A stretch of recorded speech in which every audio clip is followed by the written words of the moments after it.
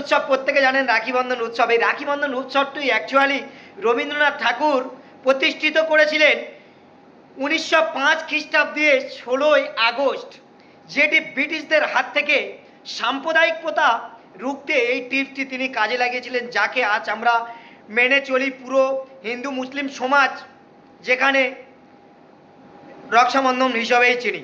যাই হোক বন্ধুরা, গতকাল ইন্ডিয়া ভার্সেস শ্রীলঙ্কার বিরুদ্ধে শেষ হতে যাওয়া যে সিরিজটি হয়ে গেল, সত্যি কি এই সিরিজটি ইন্ডিয়ার ডয়ের প্রাপ্য ছিল, নাকি পুরোপুরি তাদের হাতে একটা দিন সময় ছিল, 3টি সেশন সময় ছিল, 4টে উইকেট নিতে ইন্ডিয়ান বোলিং বিভাগ পুরোপুরি ব্যর্থ হওয়ার জন্যই সোনাল ডিনোসা একাই ডমিনেট করে দিয়ে গেল লাহিড়ী কুমারাকে সাথে নিয়ে এবং আশিদা ফারান্ডোকে সাথে নিয়ে 264 বলে 163 রানের ইনিংস খেলে তার বাবা স্টেডিয়ামে এসেছিল।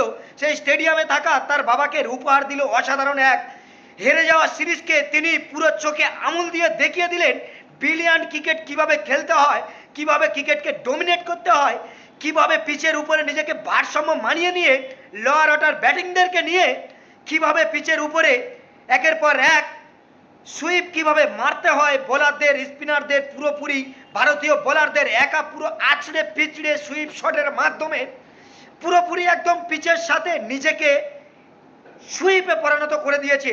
যেখানে ইন্ডিয়া একেবারে ভেবেছিল সিরিজটি জয় করে ফিরবে, সেখান থেকে পুরোপুরি ছিনিয়ে নিয়েছে নিজের হাতে, সেখান থেকে ডয়ে পরিণত করেছেন। সব কিছু শেষে একেবারে পুরোপুরি ইন্ডিয়ান ক্যাপ্টেনকে পুরোপুরি নিরাশ করলো সররাজ জৈন, যার উপরে পুরোপুরি রাস্তা রেখেছিল ইন্ডিয়ান ক্রিকেট টিম।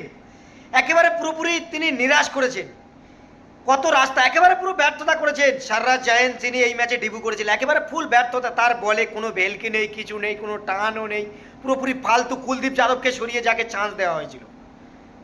ওদিকে এই সিরিজে অসাধারণ পারফর্ম করলো সোনাল ডিনোসা। প্রথম ম্যাচে করেছিলেন 100, দ্বিতীয় ম্যাচে করলেন 84, তৃতীয় ম্যাচে করলেন 103, চতুর্থ ম্যাচে করলেন 133 রান এবং নট আউট থেকে সিরিজটি হেরে যাওয়া সিরিজ জয়ে পরিণত করলেন।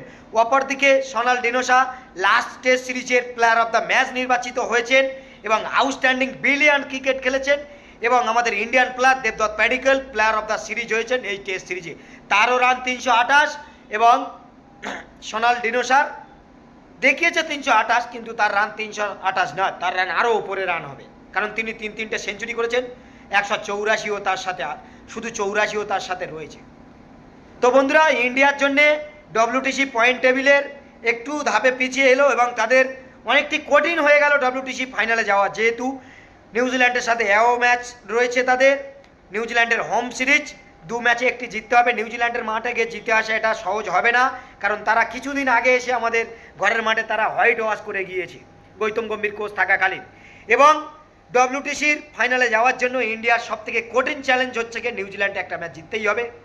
এবং অস্ট্রেলিয়ার সাথে অক্টোবরে রয়েছে ইন্ডিয়ান ঘরের মাটিতে 5 ম্যাচের বর্ডার গাভাস্কার ট্রফি, যেখানে ইন্ডিয়ার হোম ম্যাচ রয়েছে। এই ম্যাচে ইন্ডিয়াকে মোটামুটি 5 ম্যাচে 4টি ম্যাচ জিততে হবে, সেখানে তাহলে ইন্ডিয়া ডব্লিউটিসি ফাইনালে যেতে পারবে। বন্ধুরা, আমার ভিডিও যদি আপনাদের ভালো লেগে থাকে তো একটি কি করতে হবে সেটা আপনারা জানেন, আপনাদের ভালোবাসা একটি মন্তব্য রেখে গেলে আর কি করতে হবে সেটা আপনারা প্রত্যেকে জানেন, আর না করলে আর কি করবো বলুন, এত খাটাখাটুনির পরে ভিডিও করি, সেটা আপনাদের শুধু ভালোবাসার জন্য।